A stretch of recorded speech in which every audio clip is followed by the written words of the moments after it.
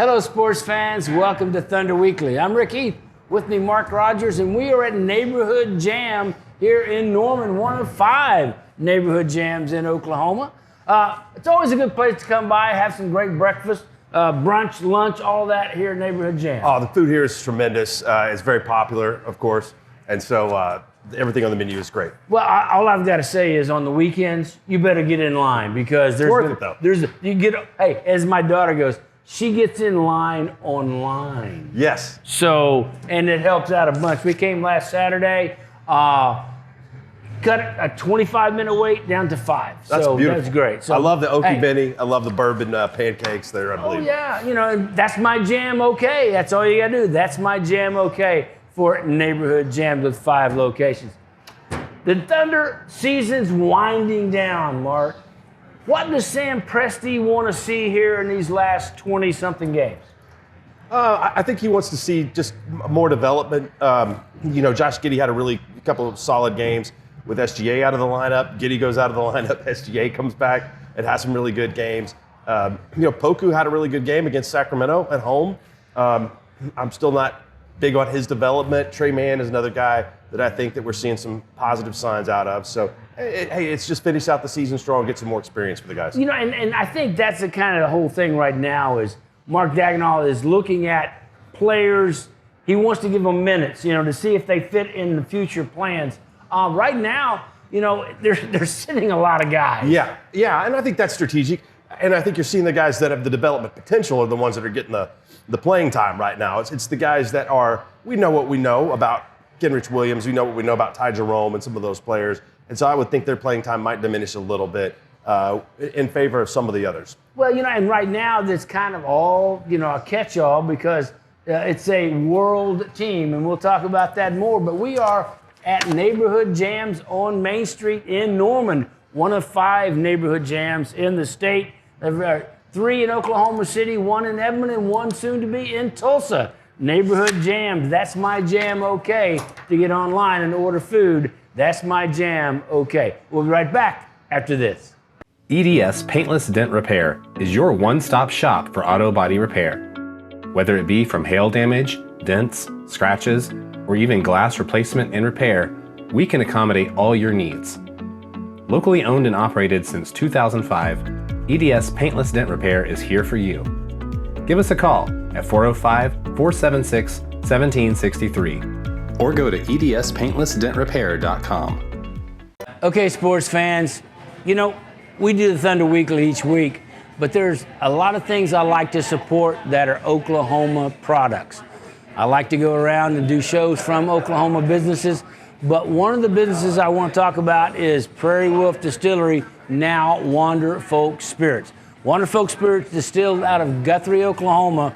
Great line of spirits. They have Wander Folk Gin, Wander Folk Vodka, and Old Moses Bourbon. All of these are quality products, and they're distilled right here in Oklahoma.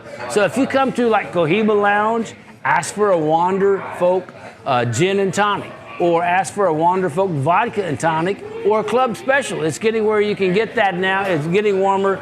A vodka club special made with Wander Folk Vodka. Great selection, and you're supporting Oklahoma businesses. So support Oklahoma business. Ask your favorite restaurant or bar to carry Wander Folk Spirits. 1978, before the internet, before cell phones. That's when Basie's Roofing was founded. A lot has changed since then, but what hasn't is Basie's commitment to helping customers just like you deal with damage to their roofs and home after a storm. You never pay up front and there's absolutely zero risk. It's been that way since 1978. Now maybe we're a little old-fashioned, but if it ain't broke, don't fix it. And if it is broke, well, give us a call. Basie's Roofing, the name you can trust.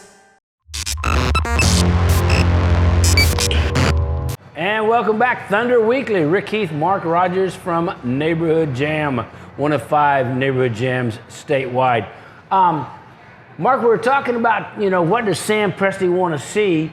Some of the things he's seeing right now is he's got a really, really good player at SGA. Yeah, definitely. SGA's 3-point field goal percentage is something that needs to go up, but his ability to get to the basket is is really uncanny for his size. He's got a very quick first step, got a good hezzy game, and this year the ankle injury kind of set him back a little bit, but he's also developing a little bit of an attitude, I think. So I really like him as a two-guard, one-guard combo.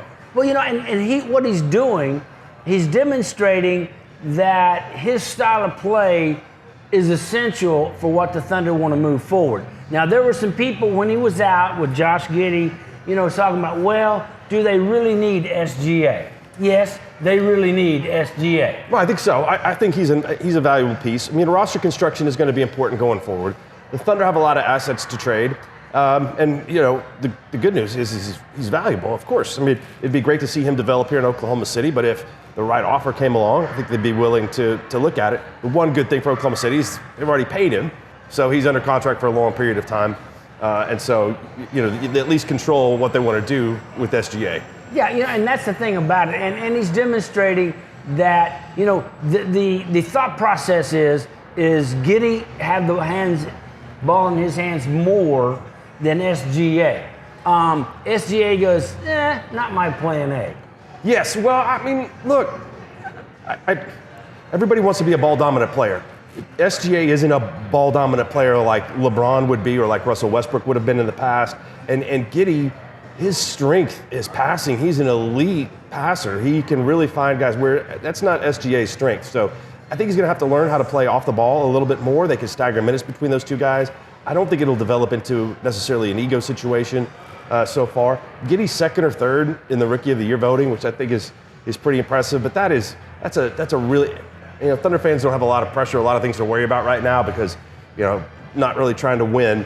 That's not something I would stay up at night worried about. Well, it's all going to work out. It's one of those things that the way they stagger minutes, the way they play together, the way their game actually complement each other. They're not against each other. No. I think they can absolutely play together and develop that talent. But both guys, I mean, you have to be really impressed with what Giddey's done, rebounding. Leads the rookies in assists. He's second in rebounding to Evan Mobley. So I think that we've seen a lot to make sure that was a pretty good pick. Everybody worried about, oh my God, the Thunder, they beat the Clippers and they fall in the draft. But if you redrafted, I think that Josh Giddey's going higher than where he fell to Oklahoma City. Well, yeah, because there are other guys that went ahead of him that aren't having as rookie, but it's still early. It's early. It's early. But if we redrafted today, I think he'd be the number 2 pick behind Evan Mobley. I agree with you. Speaking of another pick, Trey Mann, later first-round pick, came back, and now he's showing signs of being able to be a contributor offensively immediately. Well, it's great to see a guy out there that you got a guard that can really shoot, and he can get his shot off pretty quickly.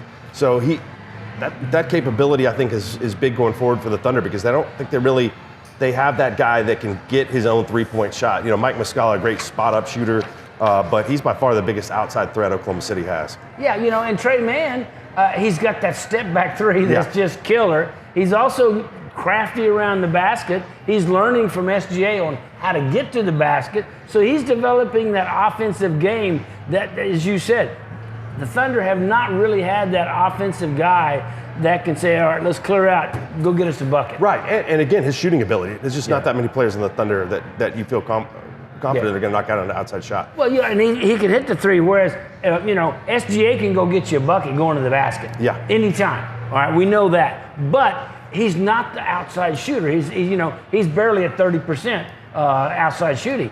Trey Mann has shown that even though his numbers aren't that much, you don't expect a rookie to have a 35, 38% three-point shooting. But I think he has that potential. Well, I think he's gotten the attention of the head coach. He wasn't as much of a rotational piece early in the season as he is going to be later in the season. And I think it's not that, hey, look, he's just a rookie, so we're going to get him playing time here at the end of the year. I think that Mark Daigneault saw his potential. Well, and here's what I think they're seeing. They're going, hey, you got to earn these minutes. Not only do we want you being aggressive offensively, but you got to be on the defensive side too. You got to play smart, you got to play good, and you got to play solid on that end in order to earn the minutes the other way. And I think he's doing that. Yeah, with his size, he has to do a lot of hustling. With Dort being sitting out, but he's a solid piece. Man, Giddy, and SGA, I think the backcourt of the future is there for the Thunder if they want it. Looks pretty good. Looks pretty good. Hey, we are at Neighborhood Jams in Norman on Main Street next to the railroad tracks. Come by and visit one of the 5 neighborhood jams in Oklahoma.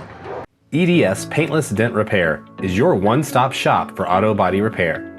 Whether it be from hail damage, dents, scratches, or even glass replacement and repair, we can accommodate all your needs. Locally owned and operated since 2005, EDS Paintless Dent Repair is here for you. Give us a call at 405-476-1763 or go to edspaintlessdentrepair.com. 1978, before the internet, before cell phones. That's when Basie's Roofing was founded. A lot has changed since then, but what hasn't is Basie's commitment to helping customers just like you deal with damage to their roofs and home after a storm. You never pay up front and there's absolutely zero risk. It's been that way since 1978. Now maybe we're a little old-fashioned, but if it ain't broke, don't fix it. And if it is broke, well, give us a call. Basie's Roofing, the name you can trust. Okay, sports fans, you know, we do the Thunder Weekly each week, but there's a lot of things I like to support that are Oklahoma products. I like to go around and do shows from Oklahoma businesses, but one of the businesses I want to talk about is Prairie Wolf Distillery, now Wander Folk Spirits. Wander Folk Spirits distilled out of Guthrie, Oklahoma. Great line of spirits. They have Wander Folk Gin, Wander Folk vodka, and Old Moses bourbon. All of these are quality products, and they're distilled right here in Oklahoma. So if you come to like Cohiba Lounge, ask for a Wander Folk gin and tonic, or ask for a Wander Folk vodka and tonic, or a club special. It's getting where you can get that now. It's getting warmer. A vodka club special made with Wander Folk vodka. Great selection, and you're supporting Oklahoma businesses. So support Oklahoma business. Ask your favorite restaurant or bar to carry Wander Folk Spirits. Sports fans, Cohiba Lounge and Royal Pipes and Tobacco. Why do I mention those together? Because you got one, you've got the other. Royal Pipes and Tobacco in Norman has the best selection of cigars in Norman. They got a huge humidor with all the top brands. Rocky Patel, Cohiba, of course, and all the other, Romeo Juliet, all the top brands are available at Royal Pipes, and they have great prices on these. And if you'd like, you can walk right next door and adjacent to the Cohiba Lounge, light your cigar up, get a refreshing drink, and watch your favorite sporting event here at Cohiba Lounge, Royal Pipes and Tobacco in Norman, Jenkins and Boyle. At Laser Light Skin Clinic, our most popular treatment is now more affordable than ever. Right now, you can save up to 50% on Cool Sculpting, the #1 choice for non-invasive fat reduction. Our flexible treatment plans allow you to choose the option that is perfect for you. Focus on a single problem area or revive your life with a fresh new you. These are real results. For your personal Cool Sculpting consultation, call Laser Light Skin Clinic today. A new you awaits. Let me talk about one of my favorite places in Deep Deuce to eat and drink, and that's Bar Cicchetti. Bar Cicchetti with great menu, and they're featuring a wonderful brunch. If you haven't had brunch yet at Bar Cicchetti, you got to do it. It's available on Sundays.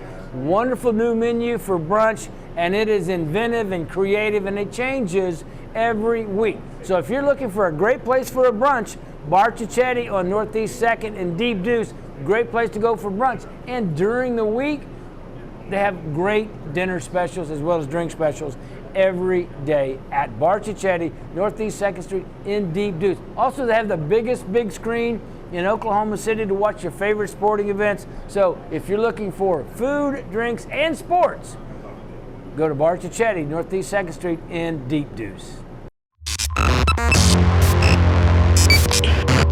And welcome back. Rick Heath, Mark Rogers from Neighborhood Jams in Norman, one of 5 neighborhood jams in the state now. Also want to talk about Wander Folk Spirit. Wander Folk Spirit, Guthrie, Oklahoma, previously Prairie Wolf Spirits. Wonderful, wonderful sponsor of the show. Wander Folk Spirit with great new varieties of vodka, gin, and Moses Brown bourbon. All these are available through Wander Folk Spirit. If your favorite restaurant or liquor store does not have Wander Folk Spirit, ask them to carry it because they have a wonderful selection of vodka, gin, and Moses Brown bourbon. Mark, let's talk about the rest of the team. I mean, basically, I look at it as, okay, they're trying to decide who they're going to keep on the Thunder moving forward. Because as you said earlier, they've got a tremendous amount of assets. I mean, so there could be as many as 5 or 6, maybe even 7 new players on this team by the time it all gets set. Who stays, who goes? Well, the guys under contract stay, for sure. That's Poku, that would be Maladon, that would also be Bazley in the time being. And I think that, stock is up and down on Maladon and Poku at times. Maladon's going to learn how to play a lot better defense. Same for Poku. At times out there, if he gets switched, then it could be really difficult. So I think that he's got to continue to develop and get stronger. The thing you can say about Oklahoma City with him is, all right, we got time to add some weight, some skill to him. And look, there's not going to be a lot of people knocking down the door to come sign Poku if Oklahoma City wants to re-sign him, long term at a different rate. And again with Bazley, I don't know about his outside shot. I just cringe every time he puts up a 3 because it just doesn't look like it's mechanically right. The elbow's not in the right spot. So I think he's got to really work on it. I say this, time and time again on the show. He's got to work on his hustle. He's got to work on his defense. He's got to work on eating the scraps and getting full off of that, because I think that that's the best thing that he could do going forward. He can really be a valuable player for some team if he can embrace that role. Well, see, and his that's athletic the thing. ability is great. Not necessarily the Thunder, but it could be somebody. It could be for Oklahoma City, absolutely, too. Well, I think nobody's going to think more highly of Bazley than Sam Presti. Right. Well, because he found him, he drafted him, he's covered him, Yeah. and played him and brought him along. Now, will he pay off at the end? We don't know yet. Right.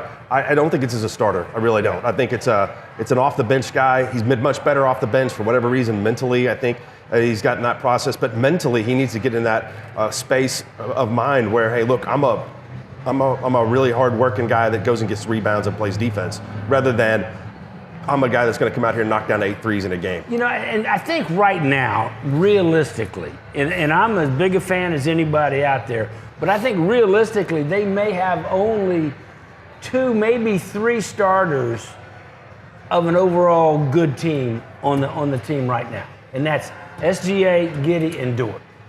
I agree. That's 3 starters on a decent NBA team. I mean, those guys are all starting at a lot of positions around the league. And so if you look at it that way, I think that, you definitely need some good front court guys. And probably, to tell you the truth, the bench is much stronger on a really good NBA team than what Oklahoma City has. Well, true, but, I like the bench of Kenrich, Muscala, Trey Mann. Those are 3 fairly good bench, that they can all provide a little bit of offense. Kenrich with defense, Muscala with with a little bit of toughness. Trey Mann with a little bit of energy for youth.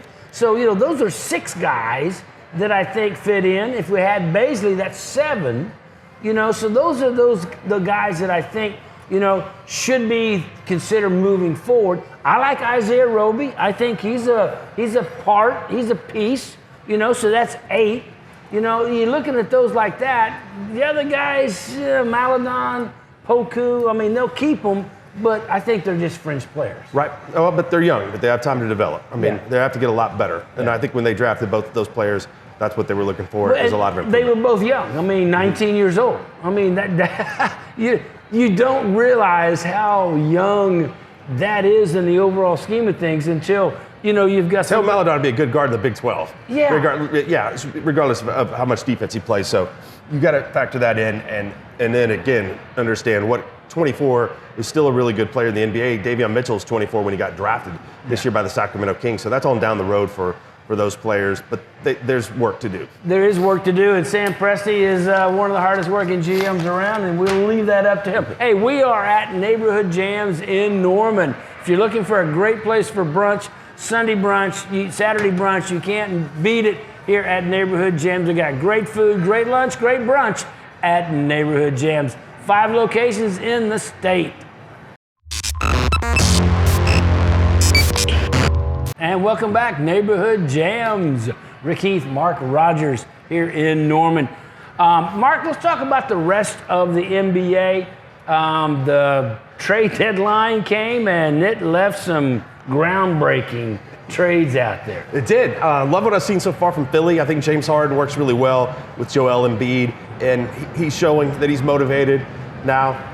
I guess he's got to be really happy to play his best basketball. We'll see if that can continue in Philly. Haven't seen the Nets yet. It's going to be a while before we probably do. Kyrie had a big game against the Bucks, that primetime Saturday game on ABC. That was good. You know, and they're close. They say they're getting closer, having him be able to play full time. Whether or not that'll happen, but in order for the Nets to really see their height of their skill level, he's going to have to play full time. He can't play just on road games. No, he absolutely is. And then what's Ben Simmons been doing? I understand, mental health issues and it's tough to go through, but why aren't you keeping yourself in shape and in shape enough to play in the NBA? And so there's prolonged period of time. I think he really is going to be an asset to that team if he's right, because you take away Harden, who can kind of be, he had to take the back seat and the distributing role on that team, and maybe that wasn't his best version. But Simmons can really be a difference, but I don't know what's going on. I don't know if he wants to play. I just don't know. I mean, He's a young guy. He should want to be out there and show these people. But he's been paid so much money. Has that taken the edge off? Right. You're right. Might not love the game. Usually people would, hey, look, if you got an issue shooting free throws, maybe you can work it out. I understand that you could have a severe anxiety over that. That's going to really end his career if he can't beat that. That's tough. You know what I understand? But I don't think ignoring it is the way to go. Well, and I can't see that. If you're a young person and you want to show everybody that you belong, you should be working, getting in shape, staying in shape, ready to go when it's your turn. And he doesn't appear to me to be that way. Yeah, I think the East is fascinating. A lot of teams can win different playoff series. They should all be pretty competitive. Not a whole lot in the West. Ja Morant is having games where he's scoring high 40s, low 50s, having spectacular dunks, and the Grizzlies are a fun team to watch. You just hope that, clearly he is a transitional player. Oklahoma City doesn't have a Ja Morant on their roster right now. It's box office. But to get a player like that, then the rest of the core here in Oklahoma City is very similar to Memphis, who's in that 3 spot in the West. And unlike the early 2010s and 11s, when Oklahoma City's trying to come up in the West, it looks like the next 4 or 5 years, the West is going to be the easier conference to navigate than the East, with a lot of stars playing in that conference. So you can see Oklahoma City, with some good draft picks, make a pretty quick rise. And what they need is they've got to have front court players, and that's what they're lacking right now. And we'll see in this next draft if they have that. Let's talk a little bit about the Lakers and Russ. Oh, yeah. LeBron and Russ and golly, that's a mess out there. It's a mess. Without Anthony Davis, I think really helps that team. He's not having the best year, but he's still one of the most impactful players in the league. They're too old. They can't defend. They've got issues up and down the court. I think LeBron is playing hard, but he's doing a lot. Every time he talks, it seems like he's in this kind of high-level war with the front office of the Lakers, and so it's just really dysfunctional. They're going to be out of the playoffs really early. Well, if they even get there. They got to be able to make the 10 spot. That's just not, the Pelicans are trying to get in there, and they just smoked LA earlier this week, but I think they'll make it. Well, I think that the Lakers, when they get to that point where they have to win, there may be something that draws them if AD's back healthy.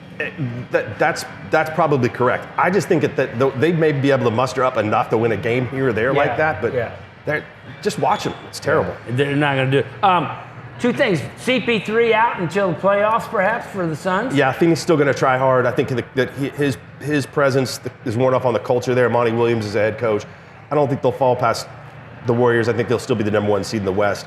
And when he comes back, hopefully he's able to pick back up and play well. And the Warriors, speaking of the Warriors, Draymond Green getting ready to come back perhaps, and they need him if they'll go very far in the playoffs. The best role player in the NBA, He's such a good role player. People consider him to be a superstar because he does everything, does the little things, screen and roll defense, screen and roll offense, unselfish on the offensive end of the floor. Yeah, he's a big piece. And just being out there for them, I mean, it makes everybody so much better. Hey, that's going to do it for this week's show from Neighborhood Jams.